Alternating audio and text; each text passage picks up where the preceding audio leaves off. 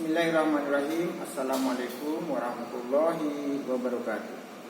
Alhamdulillahilladzi khalaqal insana fi ahsani taqwim. Asyhadu an la ilaha illallah wa asyhadu anna Muhammadar Rasulullah. Qul subhanaka la ilma lana illa ma 'allamtana innaka antal alimul hakim. Pemirsa sekalian yang insyaallah dimuliakan Allah Subhanahu wa taala dan yang kami hormati, kapan dan di mana saja Anda berada. Di dalam perdebatan ilmu tasawuf, seorang sufi namanya Ibnu Arabi. Ibnu Arabi menjadi pemikir yang kontroversial di beberapa perspektif atau para pengkaji tentang tasawuf Ibnu Arabi. Ada yang mengatakan bahwa lahirnya modernisasi atau renaissance, kebangkitan kembali barat yang dipimpin oleh René Descartes, yaitu rasionalisme yang memiliki konsep pemikiran cogito ergo sum, aku berpikir maka aku ada. Itu sebenarnya dimotivasi oleh pemikirannya Ibnu Arabi yang mengatakan bahwa untuk mengenal Tuhan tidak hanya dengan kepercayaan, keyakinan, tetapi harus dengan pemikiran yang rasional. Yang disebut di situ bukan hanya dalam tinjauan rasio, tetapi harus menggunakan rasa, antara akal dengan qalb. Maka seseorang akan mengenal eksistensi Tuhan yang sebenarnya. Sehingga kata Ibnu Arabi bahwa kalau kamu mau memiliki keyakinan kepada Tuhan, bukan apa yang kamu pikirkan saja, atau bukan apa yang kamu yakinkan, tetapi apa yang kau pikirkan kamu harus yakini, dan apa yang kamu yakini harus dikaji dengan pemikiran. Betul apa yang disampaikan oleh Rasulullah SAW, tafakkaru fi khalqillah wa la tafakkaru fi zati. Ini sebenarnya Rasulullah SAW adalah filosof agung, sufi yang agung, pemikir agung, ilmuwan yang agung, yang menyampaikan itu sebenarnya di balik sabdanya, berpikirlah tentang apa yang diciptakan oleh Allah dan jangan kamu memikirkan satu. Itu menunjukkan bahwa hadis Rasulullah SAW ini telah memotivasi semua pemikir, terutama pemikir abad pertengahan namanya Plotinus. Dia mencoba melihat bahwa bagaimana mengkaji tentang proses penciptaan Tuhan dengan menggunakan dalil bahwa berpikir tentang apa yang diciptakan, jangan berpikir tentang siapa yang menciptakan. Maka muncullah dengan istilah itu bahwa ada akal prima, ada akal faal, yang semuanya dalam proses itu melalui proses kausalitas. Jadi kalau kita ingin mengenal Tuhan, pertama kita memiliki namanya tauhid rububiyah. Kita melihat alam semesta. Kemudian pada akhirnya atau endingnya kita akan meyakini siapa yang menciptakan, siapa yang menggerakkan. Kalau kata Aristoteles, al-muharrikul ladzi la yataharrak, penggerak yang tidak digerakkan oleh penggerak lain. Siapa itu? Dialah yang awal, dia yang akhir. Al-Quran menyebut wal awal wal akhir wal zahir wal batin wa huwa bikulli syai'.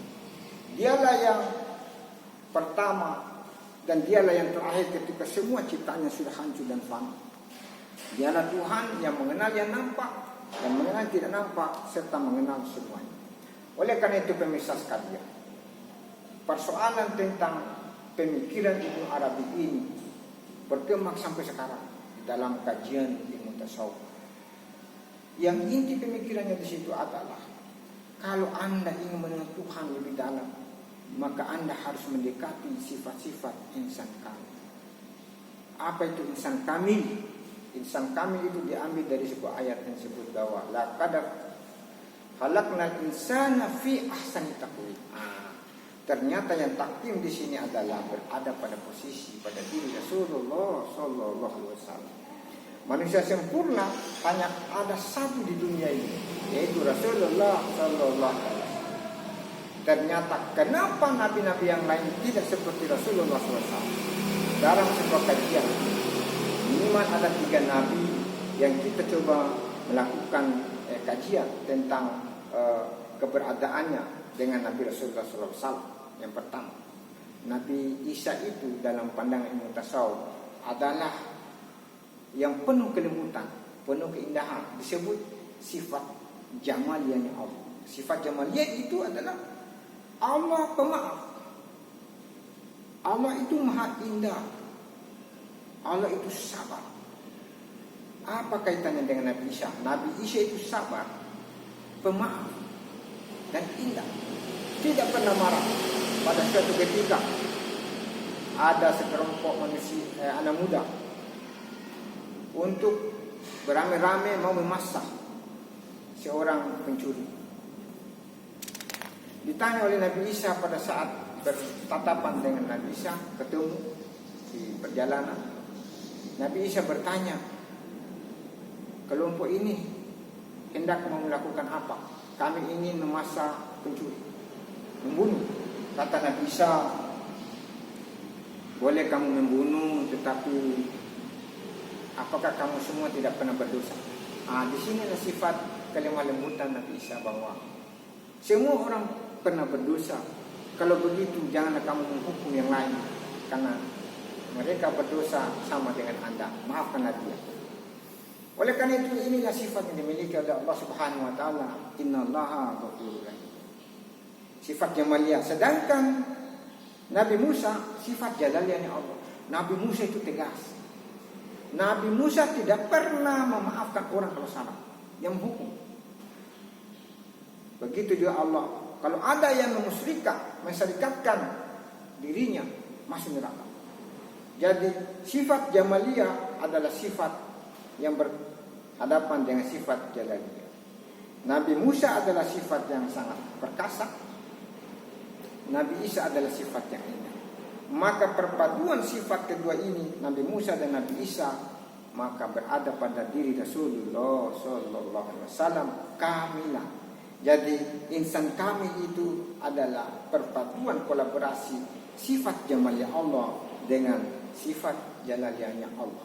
Oleh karena itu pemirsa sekalian, apanya yang kita mau ikuti terhadap kelebihan, keistimewaan, keutamaan Rasulullah SAW. Karena kita sebagai umat Rasulullah SAW dan sudah pernah menyebut, mengucapkan, meyakini asyhadu an la ilaha illallah wa asyhadu anna Muhammadar Rasulullah, kita harus mengikuti satu, perkataan beliau. Yang kedua, perbuatan yang beliau contohkan. Dan yang ketiga, ketetapan yang beliau sampaikan. Minimal apa yang harus kita lakukan? Pertama, sifat Rasulullah SAW kesempurnaannya tidak pernah putus wudu. Oleh karena itu, mari kita berwudu kapan di mana saja kita berada. Yang kedua, Rasulullah SAW tidak pernah putus membaca Al-Quran. Baca Al-Quran bukan hanya sekedar untuk penenang jiwa, tetapi itu adalah pengobat mata dan seterusnya. Kemudian Rasulullah SAW tidak pernah putus sholat duhanya. Kita juga harus ikuti sholat duha, karena sholat duha itu adalah banyak sekali keistimewaannya. Keistimewaan di dunia, keistimewaan di akhirat.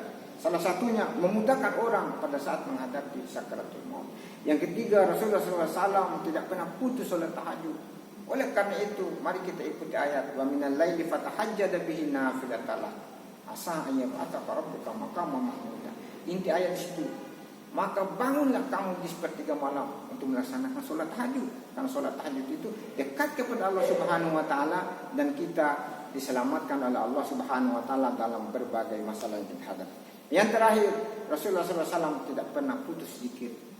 Minimal zikir inti adalah la ilaha illallah Muhammad Rasulullah. Kalau tidak bisa, cukup la ilaha illallah. Kalau tidak bisa, cukup Allah. Semoga ada manfaatnya bagi kita semua. Wassalamualaikum warahmatullahi wabarakatuh.